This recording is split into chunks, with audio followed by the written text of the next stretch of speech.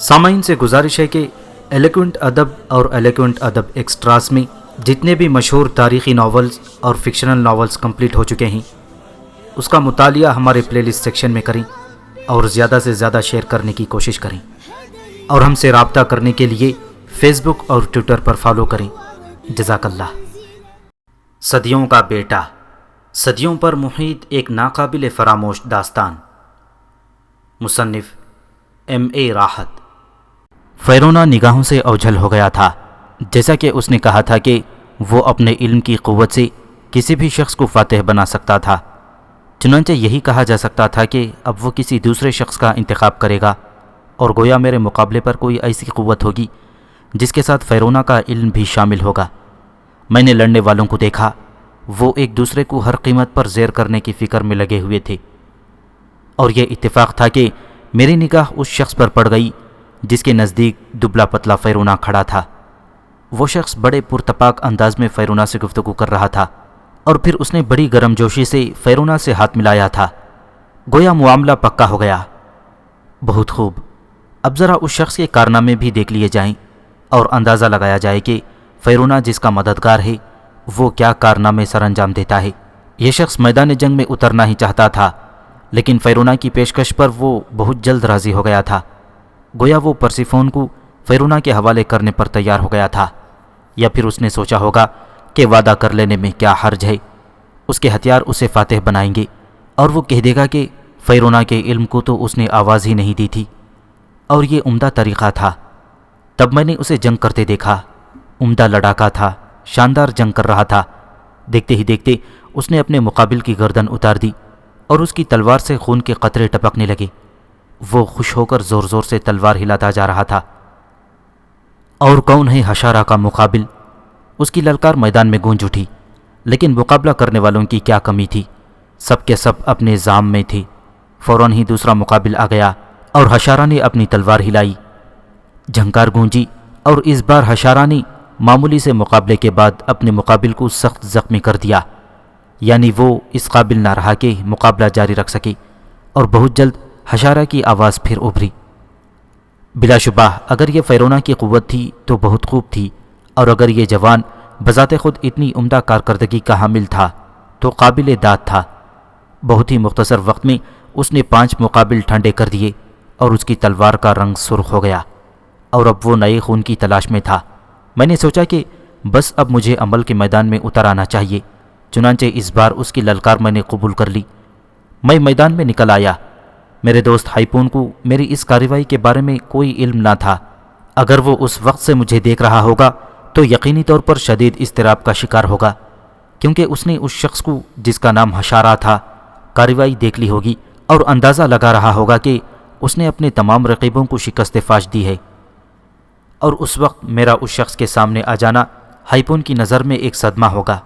وہ یہ سمجھے گا کہ بس اب اس کا دوست ہے کہ چند ساعت کا اس دنیا میں مہمان ہے، لیکن میرے ذہن میں کچھ اور ہی تھا۔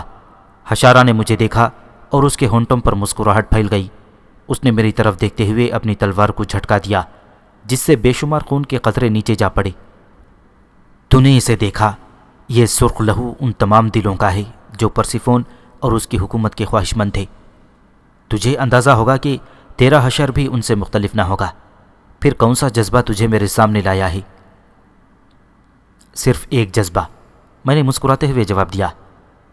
وہ کون سا؟ وہ یہ کہ تیری تلوار کے اس خون کو تیرے مردہ جسم سے رنگین کر دوں، اور پھر سرد بدن سے صاف کروں، اور ان تمام لوگوں کا انتقام لوں جنہیں تو نے ختم کیا ہے۔ میں نے کہا، اوہو، تو گویا تو صرف انتقام کا خواہش مند ہے؟ نہیں، ساری چیزوں کا خواہش مند ہوں۔ اب سب سے پہلی خواہش یہ ہے کہ تجھے قتل کر دوں۔ بس اب زیادہ باتیں بنانے کی ضرورت نہیں ہے، سامنے آؤ۔ میں نے بھی اپنی تلوار سنبھال لی، اور مقابلہ شروع ہو گیا۔ تلواروں کی جھنکار میدان میں گونجنے لگی۔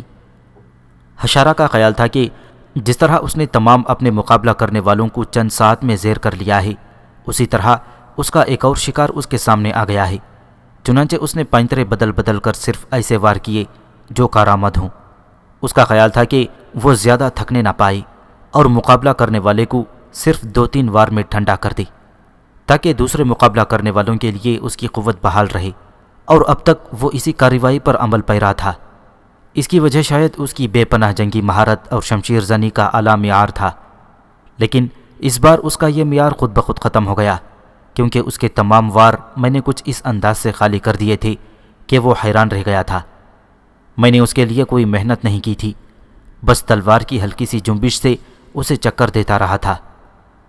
تب چند ساعت کے بعد وہ سنبھل گیا۔ اس نے سوچا، صورتحال درست نہیں ہے۔ یہ ضروری تو نہیں تھا کہ ہر مقابلہ کرنے والا ان لوگوں کی مانند ہوتا جو اب تک اپنے احمق پن سے اس کے نشانوں کا شکار ہوئے تھے۔ چنانچہ میں نے دیکھا اس کے وار کرنے کے انداز میں تبدیلی پیدا ہو گئی۔ اب وہ سنبھل کر وار کر رہا تھا، اور لوگ جو اس کی ہر جنبش کو تیز نظروں سے دیکھنے کے عادی ہو گئی تھی اس کی جانب اور متوجہ ہو گئی۔ ان کے انداز میں بے پناہ جوش پیدا ہو گیا تھا، اور وہ حشارہ کے ہر حملے کی داد دے رہے تھے۔ اب میدان میں کافی آوازیں بلند ہونے لگی تھیں، اور حشارہ دانت پیس پیس کر میری جانب حملے کر رہا تھا۔ میں نے اس دوران جو اندازہ لگایا تھا وہ یہ تھا کہ حشارہ کافی مضبوط شخصیت کا مالک ہے، جنگی مہارت اس میں بے پناہ ہے، اور اگر اب اس میں فیرونا کا علم بھی شامل ہے تو وہ کس انداز میں اس سے ناواقف تھا۔ حشارہ کے حملے تیز سے تیز تر ہوتے جا رہے تھے۔ میں چند ساعت کے لیے پیچھے ہٹ گیا تھا اور سوچ رہا تھا کہ کس انداز سے حشارہ پر حاوی ہوں۔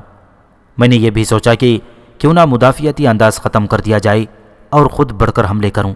چنانچہ میں نے یہ کوشش شروع کر دی، اور یہ کوشش میرے حق میں یعنی ہیکی کے حق میں بہتر ہی ثابت ہوئی تھی۔ چند ہی ساعت کے بعد میں نے محسوس کیا کہ میرے تابڑ توڑ حملوں سے حشارہ کے چہرے پر سراسیمگی کے آثار نمودار ہو گئے۔ پھر اس نے بھی کافی فاصلہ طے کرنے کے بعد پناہ لی، اور میں نے محسوس کیا کہ اس کی نگاہیں چاروں طرف کسی کو تلاش کر رہی ہیں۔ اس کی آنکھوں میں چھپا ہوا اضطراب صاف محسوس ہو رہا تھا۔ غالباً اسے یہ احساس ہو گیا تھا کہ اس بار اسے خطرناک مقابل سے واسطہ پڑا ہے، اور اب تک وہ جن لوگوں کو شکست دے چکا ہے ان کا مسئلہ بالکل مختلف تھا، اور اس کی بھٹکتی ہوئی نگاہیں لوگوں کے بارے میں کچھ نہیں سمجھ سکتے تھے، لیکن میں ضرور غور کر سکتا تھا۔ گویا یہ فیرونا کی مدد کی درخواست کر رہا ہے کہ اس کٹھن وقت میں فیرونا اس کی مدد کرے۔ میں نے چند ساعت کے لیے رک کر چاروں طرف دیکھا، اور میری نگاہ کافی تیز تھی۔ دبلا پتلا مدقوق سا فیرونا آگے آ گیا تھا اور اب سامنے ہی موجود تھا۔ حشارہ کی نگاہ اس پر پڑی، اور میں نے دیکھا کہ فیرونا نے دونوں ہاتھوں کی ہتھیلیاں اس کے سامنے کر دیں۔ اس نے ان ہتھیلیوں کو اس انداز میں جنبش دی جیسے کچھ کر رہا ہو، اور حشارہ کے ہونٹوں پر ہلکی سی مسکراہٹ دوڑ گئی۔ اس بار وہ بڑے اعتماد سے تلوار لے کر میرے سامنے آگے بڑھا تھا، اور میں نے خود کو اس کے لیے تیار کر لیا تھا۔ گویا اس نے محسوس کر لیا تھا کہ اب اس کی فتح یقینی ہے۔ تو پروفیسر، ہیکی کی حیثیت سے مجھے خوفزدہ بھی ہونا چاہیے تھا۔ سو ایک لمحے کے لیے میرے دل میں ایسے احساسات ابھرے جو اس سے قبل نہیں ابھرے تھے۔ اس کی تلوار میری تلوار پر پڑی تو مجھے محسوس ہوا جیسے ایک عظیم وزن میری تلوار پر آ پڑا ہو۔ یہ فیرونا تو واقعی کام کی چیز تھی، ورنہ تلوار کے وزن اور پہاڑ کے وزن میں تو فرق ہوتا ہے۔ میں اچھل کر پیچھے ہٹ گیا۔ حشارہ کو بھی احساس ہو گیا تھا کہ صورتحال ایک دم بدل گئی ہے، چنانچہ اس نے دوسرا حملہ کیا۔ یہ حملہ بھی ایسا ہی تھا کہ میں پینترا بدل کر وار خالی نہیں دے سکتا تھا، بلکہ مجھے اسے تلوار پر روکنا ضروری تھا۔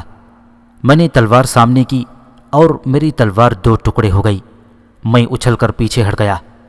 اصول یہ تھا کہ اگر کسی کے ساتھ ایسا کوئی واقعہ پیش آ جائے تو وہ فوراً شکست کا اعتراف کر لے اور پیچھے ہٹ جائے۔ ایسی صورت میں اسے معاف کیا جا سکتا تھا۔ دوسری صورت میں وہ اعتراف نہ کرے تو اس کے مقابل کو حق تھا کہ وہ اسے قتل کر دے۔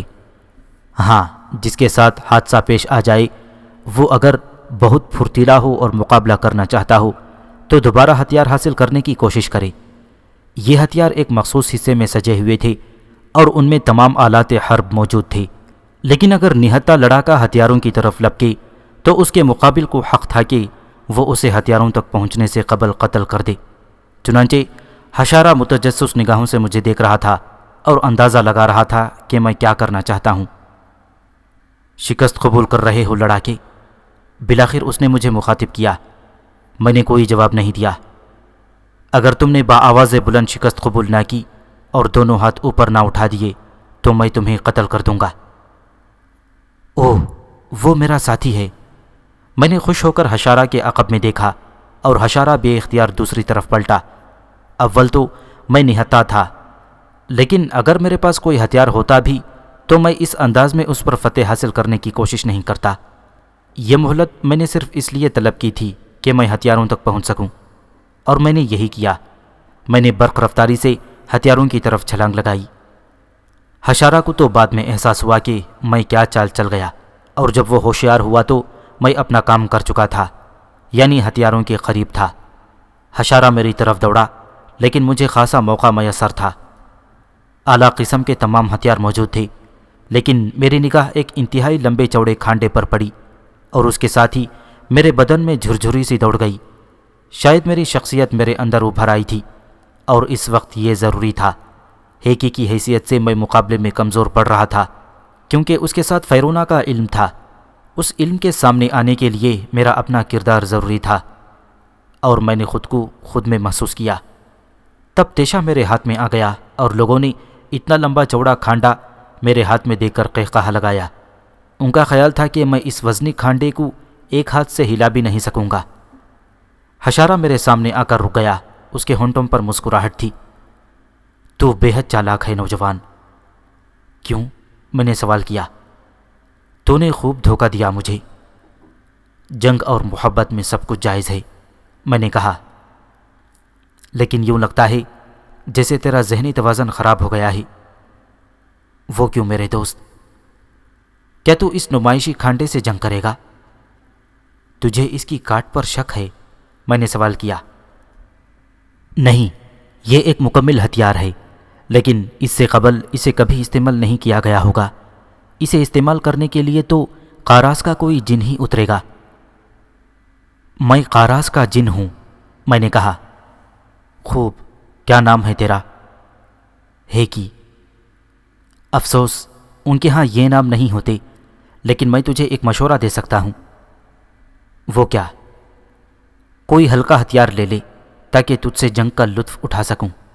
تو کھانڈے کو گھماتا رہ جائے گا اور میں تیری کمر کے 2 ٹکڑے کر دوں گا۔ مشورے کا شکریہ، لیکن میرا خیال ہے میں زیادہ محنت کرنے کے بجائے جلد ہی مر جانا پسند کروں گا۔ بس یہی میرا فیصلہ ہے، میں نے کہا۔ تو پھر آ جا۔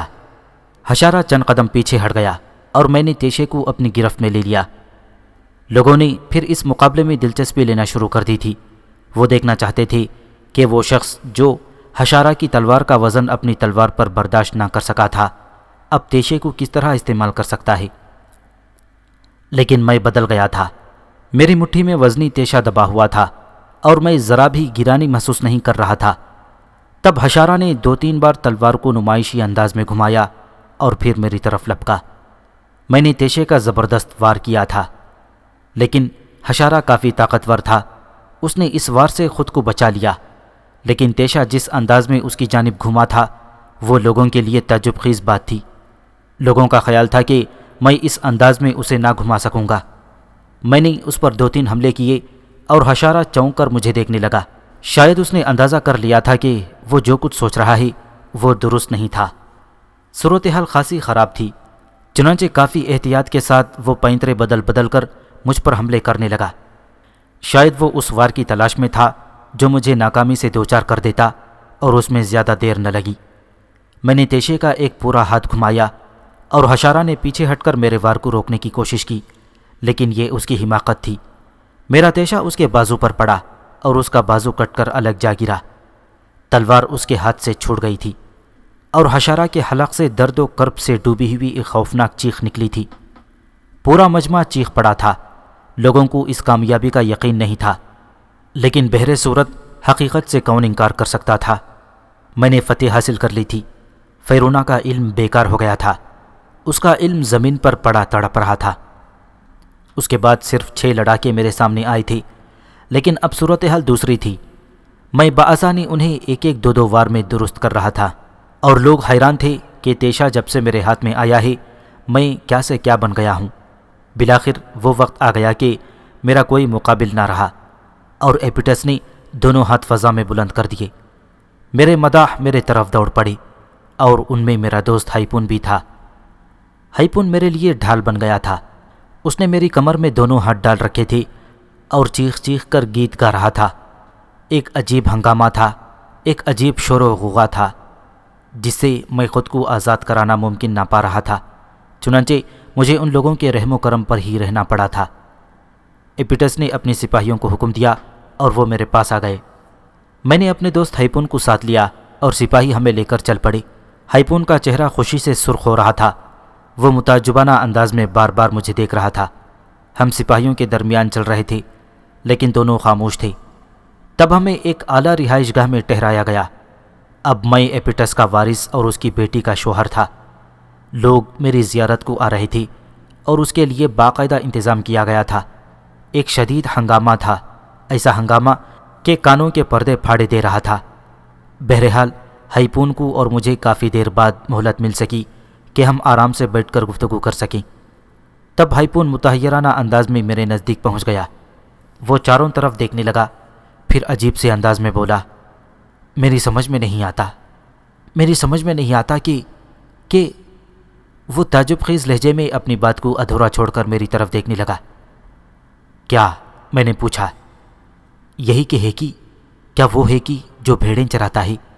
کیا تو وہی بھیڑیں چرانے والا ہے ہے؟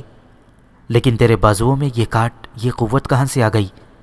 میری سمجھ میں نہیں آتا ہے دراصل ہائپون، میں نے تجھ سے کہا تھا کہ میں پرسیفون کا شوہر بنوں گا، اور حالات جس انداز میں میرے تابع ہوئے تھے یہ تو تجھے اس سے ہی اندازہ لگا لینا چاہیے تھا، لیکن تو نے اپنے دوست کو کبھی اس قابل ہی نہ سمجھا۔ افسوس ہے میں تجھے ان معاملات کے لیے روکتا رہا۔ اگر تو ان مقابلوں میں حصہ نہ لے پاتا تو کتنا بڑا المیہ ہوتا۔ وہ جو دوسروں کو شکست دینے کی صلاحیت رکھتا ہے، خود اس صلاحیت سے فائدہ اٹھانے سے محروم رہی۔ تو نے چرواہوں کی اس بستی کی تقدیر ہی بدل دی ہے اب وہ بستی حکمرانوں کی بستی کہلائے گی۔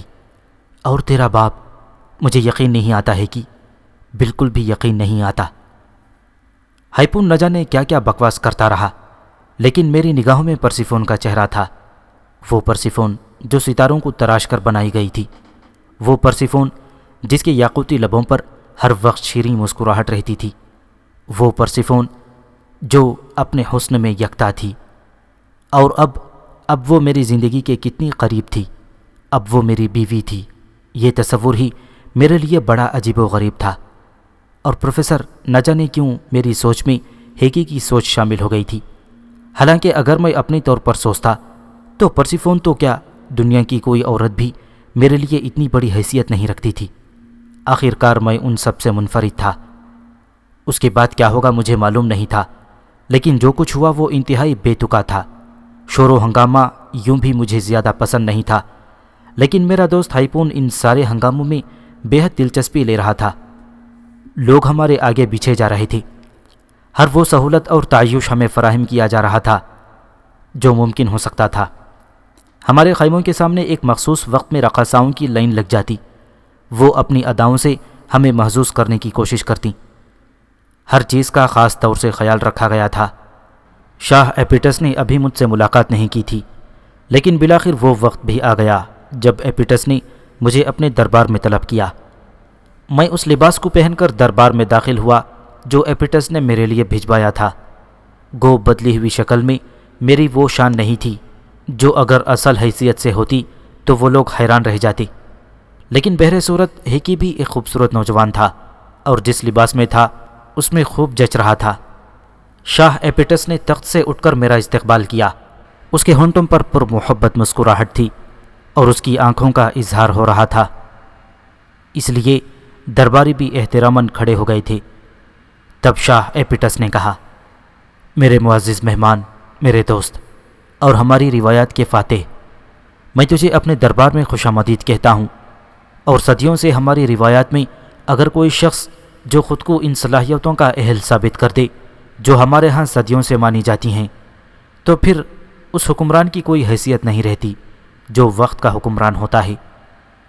چنانچہ بادشاہ ایپیٹس بصد خلوص اپنا یہ تخت، اپنا یہ اعزاز اور اپنا یہ تاج تیرے حوالے کرنے کے لیے تیار ہے۔ رہی پرسیفون کی بات تو وہ صرف تیری مرضی ہوگی۔ اگر تو یعنی موجود شاہ اس سے شادی کرنا پسند کرے تو یہ پرسیفون کی خوش نصیبی ہوگی۔ چنانچہ تاج حکومت آج تیرے سپرد کیا جاتا ہے اور پرسیفون کو تیری خادمہ کی حیثیت دی جاتی ہے۔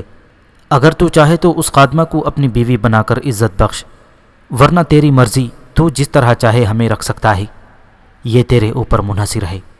تو ادھر آ معزز رؤسا، یہ تاج اب اس نوجوان کا حق ہے جس کا نام ہیکی ہے۔ ہاں، اس نوجوان سے چند سوالات میں ضرور کروں گا تاکہ اس کے لیے راہ متعین کی جا سکیں۔ کیا تو میرے سوالات کے جواب دینے کے لیے تیار ہے نوجوان فاتح اور مستقبل کے حکمران؟ شاہ ایپیٹس نے مجھ سے سوال کیا۔ ہاں، میں نے پرغرور انداز میں جواب دیا۔ تیرا نام ہیکی ہے، تو کون سے علاقے سے تعلق رکھتا ہے؟ پہاڑوں کی اس بستی سے جو صرف غریبوں کی بستی ہے، میں نے کہا۔ خود تیری کیا حیثیت ہے؟ ایک چرواہے کی۔ کیا مطلب؟ ہاں، اس سے قبل میں صرف ایک چرواہا تھا۔ خوب، بہت خوب۔ شاہ ایپیٹس کے چہرے پر کوئی خاص تغیر پیدا نہیں ہوا اور اس نے اپنے آدمیوں کو دیکھ کر کہا، اور وہ شخص جو ابتدا سے امور سلطنت اور فنون جنگ میں نہیں ہوتا، سو جب وہ ایسے فاتح کی حیثیت سے ابھرے کہ دوسرے اس کے مقابل نہ ہوں تو سمجھا جائے کہ وہ عظیم تر صلاحیتوں کا مالک ہے جو ان میں نہیں تھیں۔ جو ان کاموں میں مصروف رہتے ہیں گویا وہ اپنی کل صلاحیتوں سے ابھرا ہے، اور اس کے بعد حکومت میں جو تغیرات رونما ہوتے ہیں وہ ہر شخص کے لیے خوشنما ہوتے ہیں۔ سو میں امید کرتا ہوں کہ لوگوں، تمہارا نیا حکمران بلا شبہ اعلیٰ صلاحیتوں کا مالک ہوگا۔ چونکہ وہ تم میں سے ایک ہے اس لیے تمہیں اچھی طرح جانتا ہوگا۔ میں بے حد پر امید ہوں اور اس بات کا دعویٰ کر سکتا ہوں کہ ہمارا نیا حکمران ہمارے لیے سود مند ہوگا۔ تم بھی خلوص دل سے اسے اپنا آقا تسلیم کرو۔ شاہ ایپیٹس نے کہا۔ ہم تسلیم کرتے ہیں۔ پورے دربار سے آوازیں آنا شروع ہو گئیں اور لوگوں نے اس بات کا اعتراف کیا۔ تب وہ شخص جسے دروسا کے نام سے مخاطب کیا گیا تھا اپنی جگہ سے اٹھا۔ وہ ایک باریج بوڑھا تھا جس کی عمر مجھے بعد میں معلوم ہوئی۔ اس کی عمر 15 صدیاں تھیں۔ وہ آگے آیا اور آگے آنے کے بعد اس نے وہ تاج اٹھایا جو ایپیٹس نے اتار کر تخت پر رکھ دیا تھا۔ اس نے وہ تاج اٹھا لیا اور میرے سر پر رکھ دیا۔ تمام درباریوں نے فتح کے نعرے لگائے تھے اور ہیکی کو پرخلوص مبارکباد دینے کے ساتھ ساتھ اپنی خدمات کا اعادہ بھی کیا گیا تھا۔ یوں مجھے حکمران بنا دیا گیا۔ میرا دوست ہائپون میرے ساتھ تھا، اسے کوئی منصب دینا میرا کام تھا۔ ہاں، میرے ذہن میں ایک بات تھی، وہ یہ کہ اب حکومت حاصل کرنے کے بعد پرسیفون کا مسئلہ بھی حل کر لیا جائے، جس کا ایک عاشق فیرونا اپنے علوم کے ذریعے اس کے حصول میں ناکام رہا تھا۔ نہ جانے اس کا کیا حال ہوگا اور اب وہ اپنے علوم کو کون سی شکل دے رہا ہوگا۔ سو ہیکی چرواہا اس عظیم حکومت کا حکمران بن گیا، اور حکمران کے جو فرائض ہوتے ہیں انہیں انجام دینے کے لیے لوگ اس کی مدد پر متعین ہو گئے تھے۔ دن اور رات سے خالی یہ مملکت ایک نئے حکمران کے کاندھوں پر آ گئی۔ لیکن ہیکی کو حکومت سے دلچسپی ہو سکتی تھی، مجھے نہیں۔ البتہ تحت الثری کے ماضی کی حسینہ پرسیفون میرے تصورات کا مرکز تھی، اور جب خاصے وقت تک وہ میرے نزدیک نہ آئی تو بالآخر میں نے اپنے دوست ہائپون کو طلب کیا۔ شہنشاہ کی خدمت میں آداب، ہائپون نے مقامی انداز میں کہا۔ زیادہ گڑبڑ کی تو اچھا نہ ہوگا۔ میں نہیں سمجھا مالک، ہائپون نے اسی انداز میں کہا۔ تم مجھے ان فضول ناموں سے مخاطب نہ کیا کرو۔ میں آپ کی رعیت ہوں سرکار، تم صرف میرے دوست ہو۔ اب بھی؟ ہاں، اور آئندہ بھی، میں نے کہا۔ تب میں خوش نصیبی کے گیت گاؤں گا۔ میری ایک مشکل حل کرو، میں نے کہا۔ اب ہیکی کے لیے کوئی مشکل نہیں ہے، ہائپون نے کہا۔ ہائپون، وقت سے پہلے مت بول پڑو، پہلے سن تو لو کہ میں کیا چاہتا ہوں۔ جو کچھ میں چاہتا ہوں اس کے لیے تم سے زیادہ بہتر آدمی اور کوئی نہیں ہو سکتا، اور میں یہ بات صرف تم ہی سے کہہ سکتا ہوں۔ کہو سرکار، کہو، ہائپون بدستور اسی انداز میں بولا۔ یار، میں سب کچھ بن گیا ہوں مگر ابھی تک وہ نظر نہیں آئی۔ کون؟ پرسیفون، میں نے جھلائے ہوئے لہجے میں کہا، اور ہائپون ہنس پڑا۔ یہ تو واقعی دلچسپ بات ہے شاہ معظم، مگر ایک بات اور فرمائیے، کیا پرسیفون کو کبھی آپ نے طلب کیا ہے؟ نہیں، میں نے کہا۔ پھر اس کی کیا مجال ہے کہ شہنشاہ کے حکم کے بغیر تم تک پہنچے؟ گویا اسے بلانے کے لیے بھی شہنشاہیت کا سہارا لینا پڑے گا؟ میں نے سوال کیا۔ ہاں، غالباً وہ اسی کی منتظر ہوگی کہ شاہ وقت اسے طلب کرے، ہائپون نے کہا۔ تو پھر میں اسے کیسے طلب کروں؟ ہاں، یہ کام آپ ہائپون کے سپرد کر دیں۔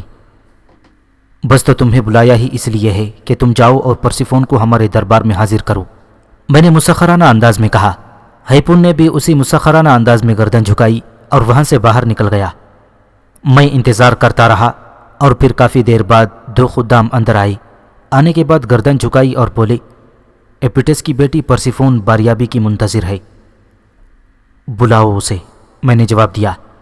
یہ سارے الفاظ، یہ سارے آداب میرے لیے اجنبی تھے، مجھے ان کی عادت نہیں تھی، کیونکہ میں تو ایک چرواہے کا بیٹا تھا اور پوری زندگی میں نے انہی الفاظ میں گزاری تھی، اور یہی سادہ سے اور عام سے الفاظ میری سمجھ میں آتے تھے۔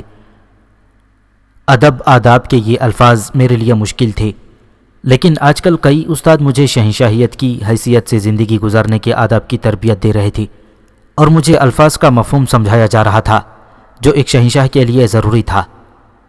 ایپیٹس میری شخصیت سے بے حد متاثر تھا۔ اس نے بھرے دربار میں بھی یہی بات کہی تھی، جو شخص اپنی صلاحیتوں سے ایک عظیم حکومت حاصل کر سکتا ہے، وہ حکومت کے لیے واقعی ایک بہتر شخص ہوگا، اور تھوڑی سی تربیت اسے قابل بنا دے گی کہ وہ حکومت کے اموار کو بآسانی سمجھ سکے۔ پرسیفون میرے سامنے آئی، اس کی آنکھوں میں محبت سمٹی ہوئی تھی اور چہرے پر والہیت تھی۔ میرے نزدیک آ کر وہ مجھے دیکھتی رہی، پھر آہستہ سے جھک کر کھڑی ہو گئی اور مسکراتے ہوئے بولی، مجھے یاد کیا گیا۔ اس نے شیریں لہجے میں کہا، ہاں پرسیفون، کیا تم مجھے بھول گئیں؟ نہیں۔ بتاؤ میں کون ہوں؟ وہ جو ندی کے کنارے ایک چمکدار پتھر کے ساتھ مجھے ملے تھی۔ کیا تمہیں یقین تھا پرسیفون کہ پتھر کی رہنمائی میں آنے والا تمہاری زندگی کا مالک بن جائے گا؟ میں نے اس کے نزدیک پہنچ کر پوچھا۔ یقین تو نہیں تھا، لیکن جب میں نے خود کو ٹٹولا تو میرے دل نے یہی کہا کہ کاش وہ تم ہی ہو جو میری تقدیر کا مالک بنے۔ میں نے خلوص دل سے اس بات کو چاہا، اور اننا نے یہی کہا تھا۔ پرسیفون بولی، کیا؟ میں تعجب سے پوچھا۔ جانتے ہو بوڑھی اننا کی عمر کتنی تھی؟ وہ پراسرار انداز میں مجھے دیکھتے ہوئے بولی، نہیں، 20 صدیاں۔ اور اس کے بعد جب اس کی راکھ فضا میں منتشر ہو گئی تو اس میں یہ قدرت رہی کہ جب چاہے اپنی راکھ کو سمیٹ لے۔ میں جھوٹ نہیں بول رہی، کئی بار اس نے اپنا جسم سمیٹ کر مجھ سے گفتگو کی ہے، اور یہ اس اننا نے ہی کہا تھا کہ ساری زندگی میں صرف ایک بار تم جو خواہش کرو گی وہ ضرور پوری ہوگی، بشرطے کہ وہ خواہش میرے دل کے اندرونی گوشوں میں بیدار ہو۔ سو ہے کہ میرے ذہن میں اس وقت یہ خیال بھی نہ تھا کہ اننا نے مجھ سے کہا تھا، لیکن جب میں نے یہ خواہش کی تو مجھے اننا کا قول یاد آ گیا، اور مجھے یقین ہو گیا کہ تم کامیاب ہو جاؤ گی۔ انوکھی بات ہے، میں نے ہنستے ہوئے کہا۔ کیوں؟ وہ تعجب سے بولی، مجھے اس کامیابی کے لیے شدید محنت کرنا پڑی ہے۔ فیرونا کا خیال تھا کہ وہ جس شخص کو اپنی قوتیں بخش دے گا وہ فاتح ہوگا، لیکن وہ تمہیں چاہتا تھا اور حکومت کے عوض تمہیں مانگتا تھا۔ بھلا یہ حکومت تم سے زیادہ دلکش کیسے ہو سکتی ہے؟ وہ تو اجنبی ہی ہوگا، یا پھر اس کا نام حشارہ ہوگا کہ جو تمہیں فیرونا کے حوالے کر کے خود صرف حکومت چاہتا ہو۔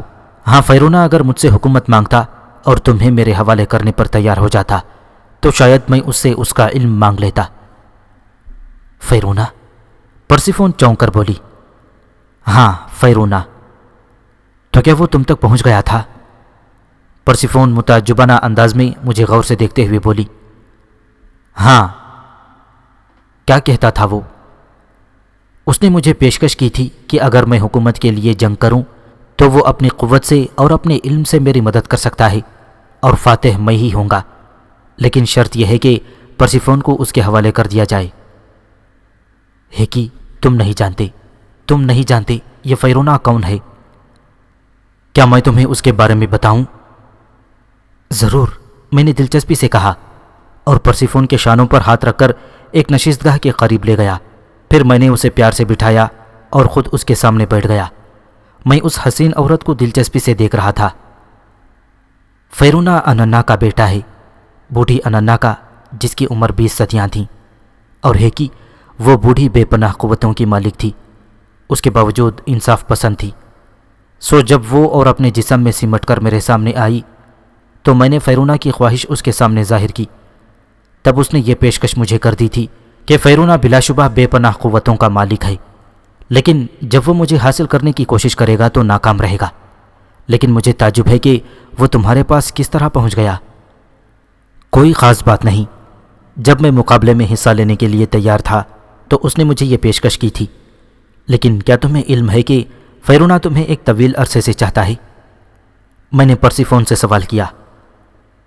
ہاں، اور میں نے اسے یہ بات بار بار کہی ہے کہ میں کسی طور اسے اپنی زندگی میں شامل نہیں کر سکتی۔ تو گویا وہ ایک ناکام عاشق ہے؟ ہاں شاید، پرسیفون مسکرا کر بولی۔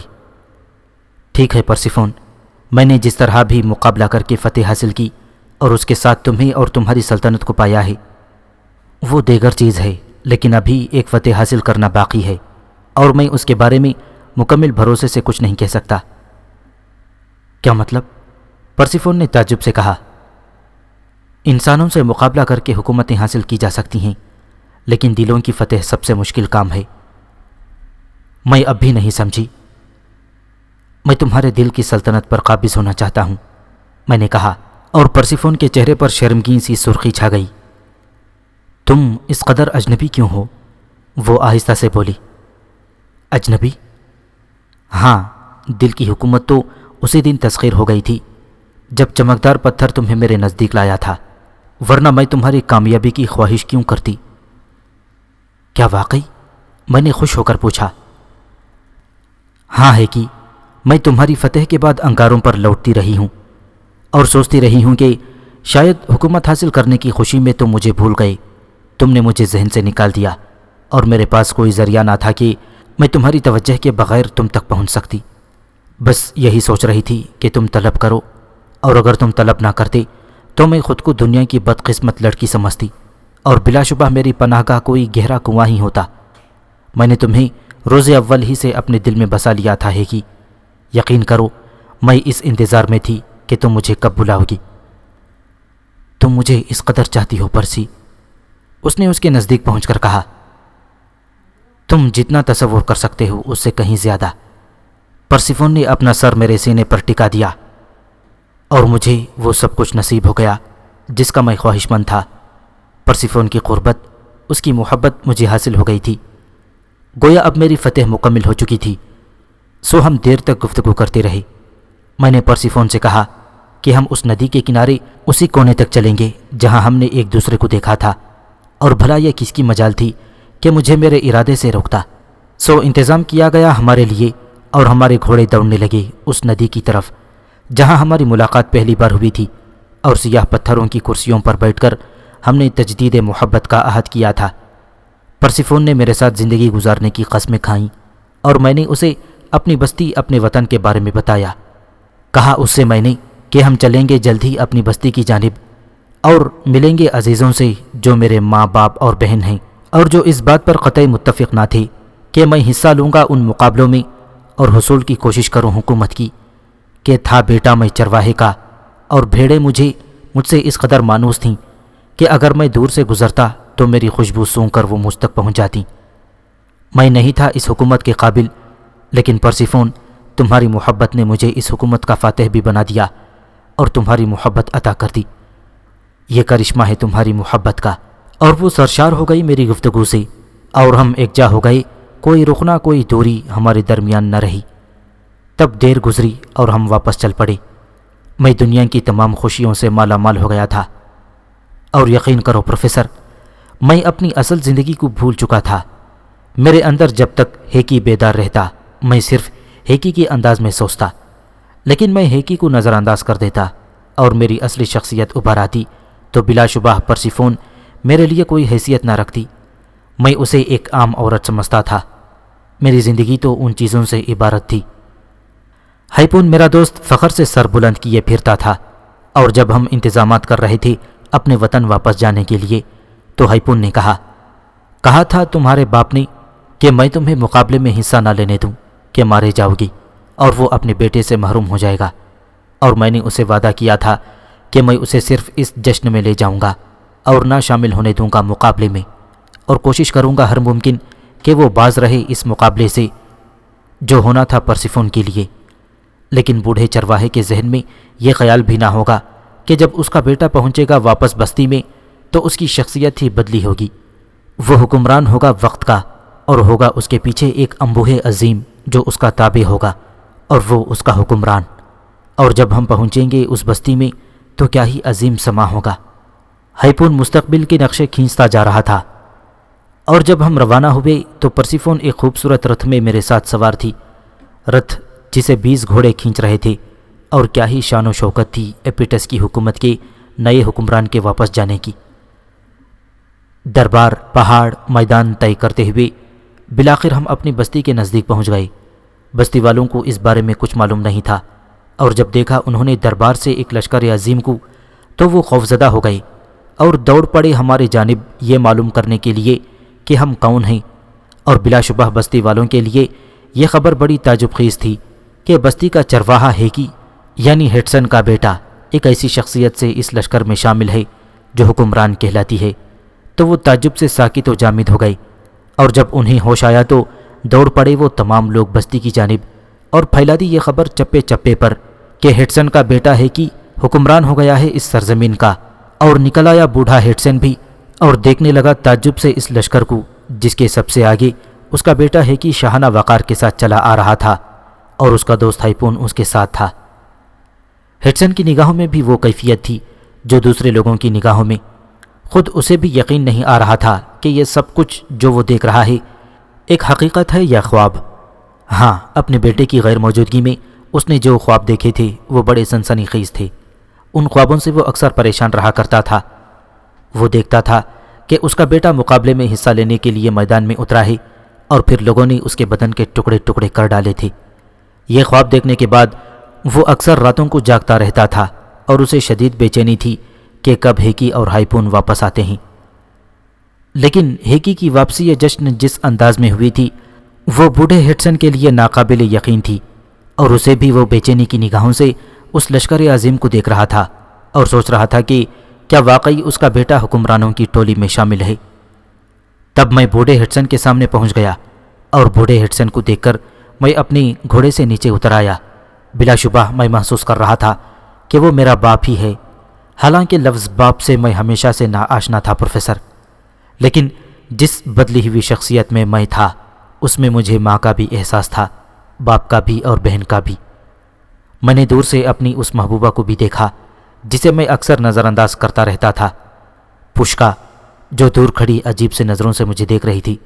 بلا شبہ اس کے چہرے پر محبت کے تاثرات تھے، لیکن میں نے اس کی جانب قطعی توجہ نہ دی۔ ہیٹسن آگے بڑھا اور کئی قدم چل کر میرے نزدیک پہنچ گیا۔ میں نے اپنے دونوں بازو پھیلا دیے۔ ہیٹسن کے چہرے پر عجیب سے تاثرات تھے، پھر اس کے چہرے پر پھیکی سی مسکراہٹ نظر آئی۔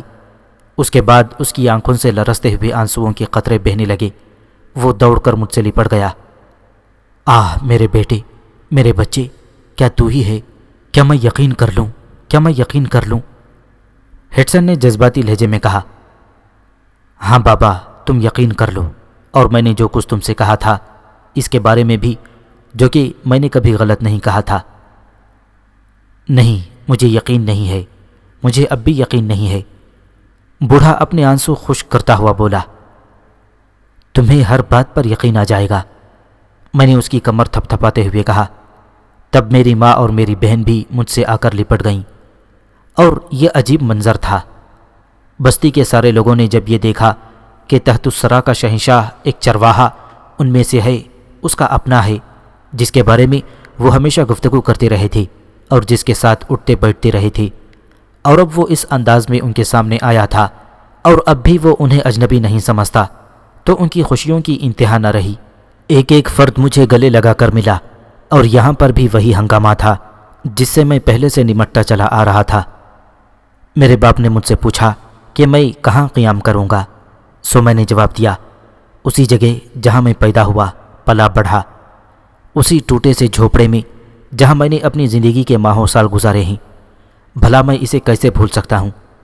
لشکر والوں کی مرضی تھی کہ وہ میرے لیے عمدہ خیمے کا بندوبست کریں، لیکن میں کیسے پسند کرتا اس بات کو؟ سو میں پرسیفون کے ساتھ اسی گھر میں ٹھہرا۔ میری ماں، بہن اور دوسرے لوگوں کی خوشیوں کا کوئی ٹھکانہ نہیں تھا، اور میں اس انداز میں ان سب کے ساتھ پیش آ رہا تھا جیسے کہ پہلے آیا تھا۔ کوئی تبدیلی نہ تھی میرے اندر۔ اور میرا دوست ہائپون، وہ تو مجھ سے بہت زیادہ خوش تھا۔ وہ خوشی سے سینہ پھلائے پھلائے پھر رہا تھا۔ بہر صورت بستی والوں کی خوشیوں کی کیفیات کا میں صحیح تجربہ نہیں کر سکا۔ بستی والے بہت خوش تھے۔ وہ میرے نزدیک رہ کر یہ جاننے کی کوشش کر رہے تھے کہ ایک چرواہے سے شہنشاہ بننے تک کے عمل میں مجھ میں کیا تبدیلیاں ہوئی ہیں۔ کیا میں وہی ہے کہ ہوں، یا مجھ میں کچھ تبدیلیاں بھی رونما ہوئی ہیں؟ چنانچہ تم اتنا ہی سمجھ لو پروفیسر کہ وہ لوگ عجیب سی کیفیت کا شکار تھے۔ ہر شخص انوکھے انداز میں میرے قریب آنے کی کوشش کر رہا تھا، لیکن میرے ذہن میں کوئی تبدیلی نہیں ہوئی تھی، سوائے اس کے کہ اب بڑی ذمہ داری مجھ پر تھی اور پرسیفون میری بیوی تھی۔ وہ رات کو میرے کمرے میں میرے ساتھ ہی تھی۔ ہیکی، اس نے مسکرا کر مجھے پوچھا، یہ تمہاری دنیا ہے؟ ہاں پرسی، یہ ہماری دنیا ہے، لیکن تمہاری دنیا سے مختلف۔ لیکن ہیکی، میں کچھ اور محسوس کر رہی ہوں۔ وہ کیا؟ وہی کہ یہ دنیا بھی بے حد دلکش ہے۔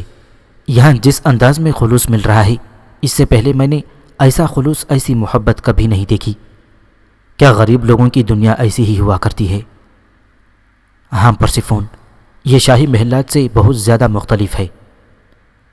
ہاں، یہاں زندگی بآسانی گزاری جا سکتی ہے، پرسیفون نے کہا، اور ایک گہری سانس لے کر بولی، محبت کے سہارے انسان بہت کچھ کر سکتا ہے ہیکی۔ اگر محبت نہ ہو تو محلوں کی اونچی اونچی دیواریں بے مقصد ہو جاتی ہیں۔ ان دیواروں سے محبت نہیں ٹپکتی، ان دیواروں کی آنکھیں نہیں ہوتی۔ لیکن یہاں میں لوگوں کو دیکھ رہی ہوں جن میں پیار بھرا ہوا ہے، اور یہ پیار اتنا انوکھا، اتنا حلاوت انگیز ہے کہ میں اپنی روح کو اس میں محصور محسوس کر رہی ہوں۔ یہ پیار بہت عظیم ہے۔ ہاں، یہ پیار بہت عظیم ہوتا ہے، میں نے جواب دیا۔ پرسیفون کی محبت، اس کی مائیت، اس کی رفاقت ہیکی کی حیثیت سے میرے لیے بہت عظیم تھی، لیکن جب میرے اندر میری اپنی شخصیت اوت کر آتی تھی تو میں ان سارے معاملات کے بارے میں سوچنے لگتا۔ میں سوچتا کہ سالانوس نے یہ لمبا کھیل کس لیے رچایا ہے، اور اب اس کھیل کا انجام کیا ہے؟ ہاں، میں جاننا چاہتا تھا۔ سو ایک طویل عرصہ گزرا۔ میں چاہتا تھا کہ اس زندگی کو اختتام پر لے آؤں، سو میں نے اپنے باپ سے کہا کہ میں اپنی سلطنت میں واپس جانا چاہتا ہوں، وہ تیاریاں کرے۔ نہیں بیٹے، میں اپنی اس چھوٹی سی بستی میں خوش ہوں، میرے باپ ہیڈسن نے جواب دیا۔ نہیں بابا، یہ کیسے ممکن ہے؟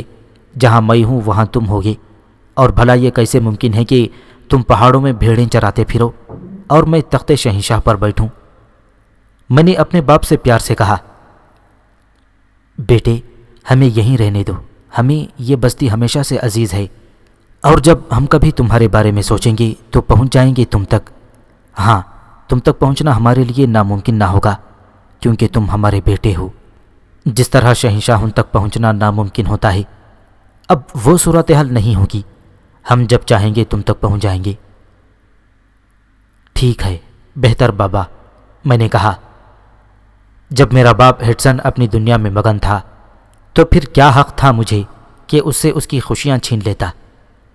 سو جب میں واپس چلا تو میرے ساتھ میرا باپ نہیں تھا، البتہ اس نے میری ماں اور بہن کو اجازت دے دی تھی کہ وہ میرے ساتھ کچھ عرصے کے لیے چلی جائیں، اور میں انہیں عزت و احترام کے ساتھ لے کر اپنی حکومت کی جانب واپس چل دیا۔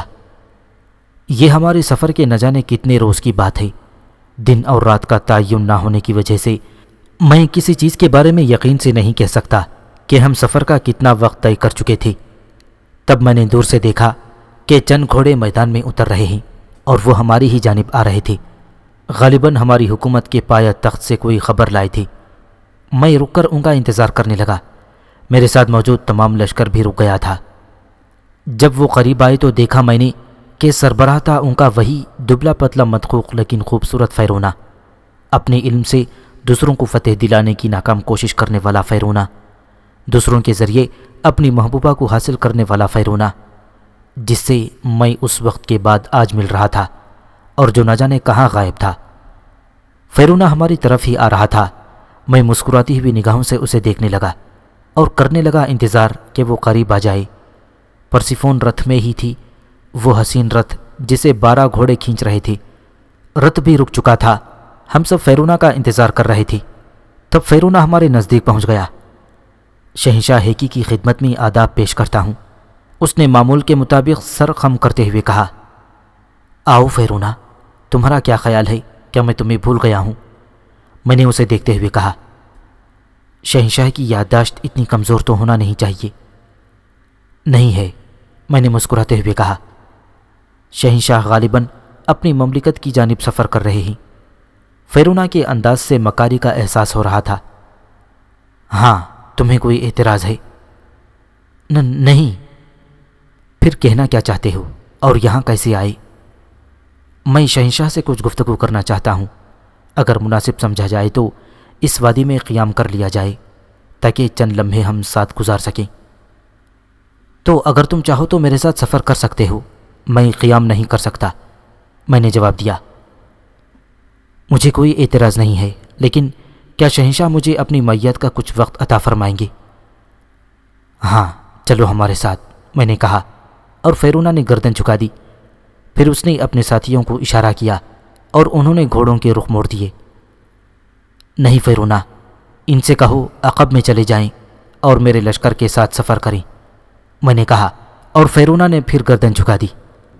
اس نے اپنے ساتھیوں کو ہدایت کی اور وہ سب گھوڑے دوڑاتے ہوئے لشکر کے عقب میں پہنچ گئے جہاں دوسرے لوگ سفر کر رہے تھے۔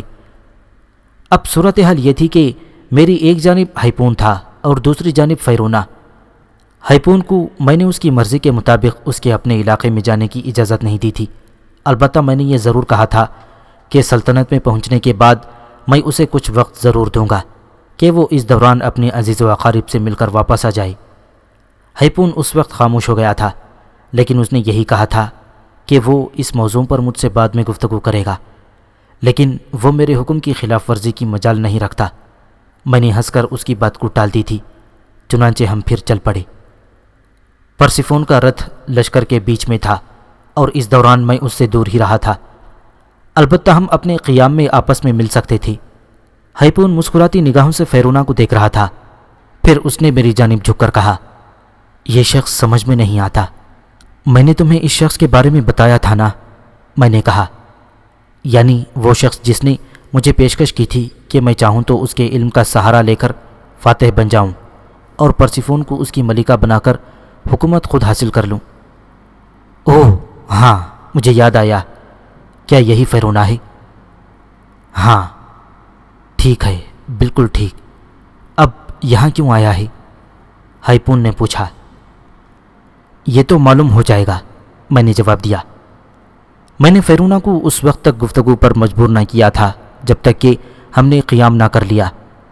ہاں، جس وادی میں ہم نے قیام کیا تھا وہ حسن کی وادی تھی۔ ہاں، تحت الثری کا تو ہر منظر قابل دید تھا، یہاں کی ہر چیز دیکھنے سے تعلق رکھتی تھی۔ چنانچہ اس حسین وادی میں خیموں کا شہر آباد ہو گیا، وہ وادی جو نہ جانے کب سے سنسان پڑی تھی، جس نے انسانوں کو بہت کم دیکھا تھا، اس وقت انسانوں سے بھری ہوئی تھی۔